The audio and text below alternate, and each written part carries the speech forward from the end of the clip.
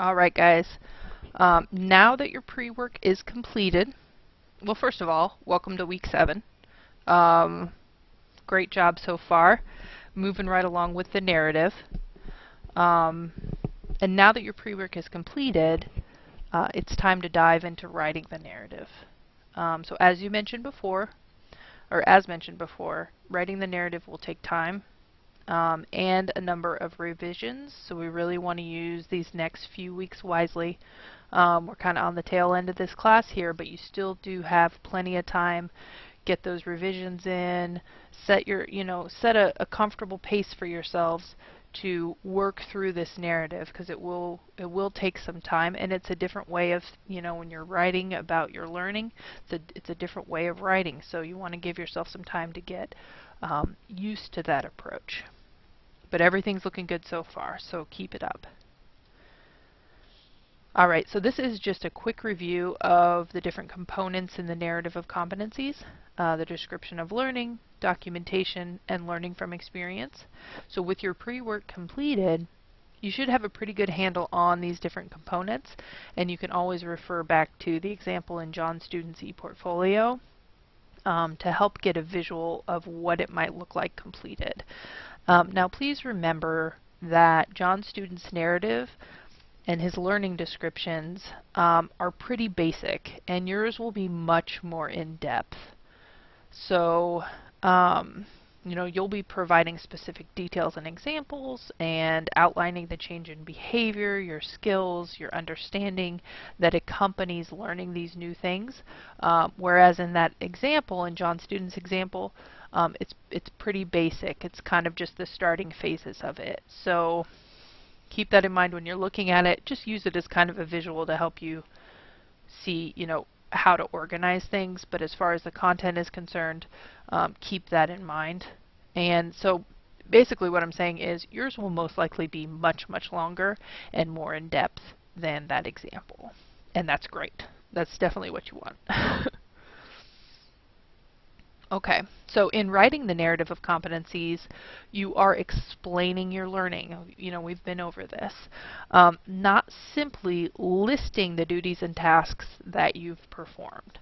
So, of course, in order to provide context, you will have to list details of the job performed and explain a bit about the environment in which you are learning, but you are taking it further than that to include how you might apply your learning and skills in other areas, or maybe explaining a time when you made a mistake and how you modified your process to correct it.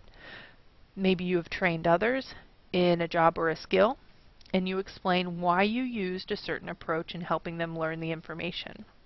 The process of your learning must be clear. So you do want to give some of that background, some of that context information to kind of introduce your learning experience when you're writing your learning description. So if you took a course, for instance, you might want to explain a little bit about how long that course was, what the type of assessments were. Did you take tests? Did you do practical applications? Were you practicing what you learned in there? Kind of just to give the evaluator a little bit of an idea and some context behind how you learn this information. Because think, the evaluator, when he or she is teaching that class, they know exactly what the students are doing to learn that information, but they don't know what you're doing. So you want to give them a little bit of that information to help them, visualize and paint the whole picture of your learning processes. And then you want to go dive into explaining your learning.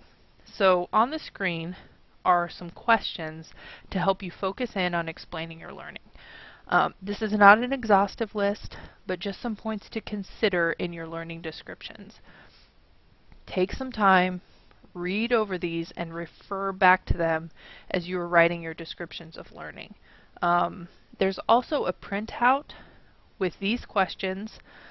So these questions to consider, the college level learning guidelines that we covered in the last week in the slides, and then also information about Bloom's taxonomy, which we'll cover in the next slide. So there's a printout for all this information in the course documents tab in your Blackboard under Narrative of Competencies Resources. So this would be a good thing. You might not want to go back and watch these entire presentations again, but just to have a printout with this information that you can refer to, you can find that. Course Documents tab in Blackboard under Narrative of Competencies Resources. If you scroll down to the bottom, it's right there.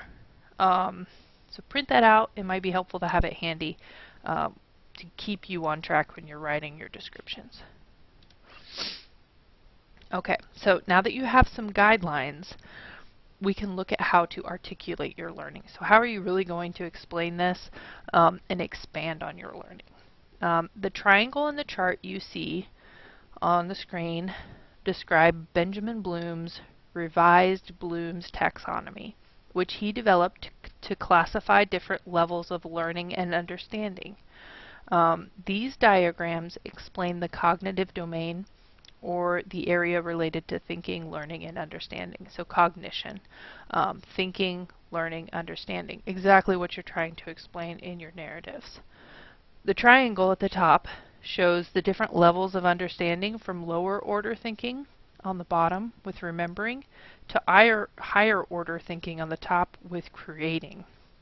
So this shows you, starting at the bottom with remembering, this is kind of a way to demonstrate growth in your learning.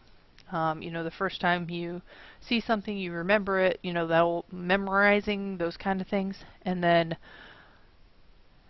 later on you can apply it, you can create from it, that's the highest order. So it shows you from the very bottom moving on up to the top. So comparing your learning to this chart will help you further organize it. Using these learning terms in your descriptions will help you more clearly articulate your competencies and also provide variety to your descriptions. So you can see in the box are the same learning levels from the triangle, the colored sections, with accompanying learning terms. These terms can be helpful when understanding your learning and describing it in the narrative of competencies. So you can see some of those learning terms. For example, the very bottom one, remembering. Can the student recall or remember the information? That's the level of learning. It's just basic recall. Do they recognize this information? So some of those learning terms, duplicate, memorize, recall, repeat, that's the level of learning there. But if you go up to the blue section, evaluating, almost the second from the top, can the student justify a stand or decision? So does the person have understanding of this to make an argument and defend that argument? It's more than just basic recall, but it's really an understanding to be able to explain and kind of know the depth a little bit of that information. So some of those learning terms: argue, defend, recommend, support. So you can see the difference with the terms in the levels of understanding. And this will really help you, when you're writing these learning descriptions.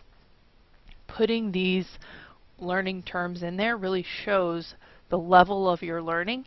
And also when you're looking at your course content summaries, this will help you decide how in depth you need to know this information, because these learning terms are the terms that start those learning objectives. So they might say the student will remember, or the student will be able to argue, or the student will demonstrate. So you can say, okay, well, how much do I need to know to be able to meet this competency? And this will kind of help you across the board with your learning descriptions. So an example would be, for instance, if you have worked as a manager and you've hired employers. Think about the skills and the knowledge that are required to do something like that. Manage people and also hire employers. So there's a lot of different levels of learning included in there. So you can review your learning, and you might realize that some of your skills may fall under evaluating and analyzing. So when you hire employers, in your interviews and in your assessments, reviewing resumes, you're comparing that employer's skills to the requirements of the job. You're evaluating that possible, or not employer, that impossible candidate in your interview, and you're deciding if they match up with what's required for that position. You're really analyzing and you're evaluating. So those could be some of your learning levels that your levels of understanding that you have learned from that position. So using the learning terms, a sentence in your learning description may sound something like, I learned to evaluate potential job candidates by comparing their skills, demeanor, and work histories with a prepared list of competencies for the position. So the learning terms of evaluating and comparing were used in this description to clearly describe the learning. So that's very clear at what level that student understands that information and understands those skills, and then going on to further expand and give an example, explain that learning a little further, maybe explaining a time when they hired the wrong person and then they realized, they evaluated that situation and realized what happened, the steps they put in place to make sure that doesn't happen again. All those things. That's a learning story right there. You're really going in depth and explaining that. So these terms will really help you organize everything. Yeah, so definitely print that out. Print that document out under the course documents section. Use this as a guide to help you with your learning. It keeps things organized. It also keeps things interesting for the evaluator, because it gives you a variety of terms to use to explain your learning, so you're not repeating the same things over and over, which is helpful too. Makes your writing more interesting. Okay, so that's it for this presentation. Really, it's just time to get out there and start writing the narrative. So on the screen, just some things to get started. So go back, review the course content summary and your pre-work. Review that, really get in that mindset to start writing your narrative. Start with your learning outcome statements. So start your descriptions with those learning outcome statements. That will really help you to start describing your learning and not explaining what you did. So you're not just making a list of tasks that you completed, but you're explaining your learning. You're explaining the processes, the whys, the hows behind what you did. That'll really help set you up for that. Begin writing your learning description. So in the narrative, begin writing those things, and then conduct research, incorporate theories and concepts as needed. So if there's some things in there, continue to do that as you're writing. So please let me know if you have any questions. I'm here to help as always, and I look forward to seeing some examples in the discussion board coming up. All right, have a great week, guys.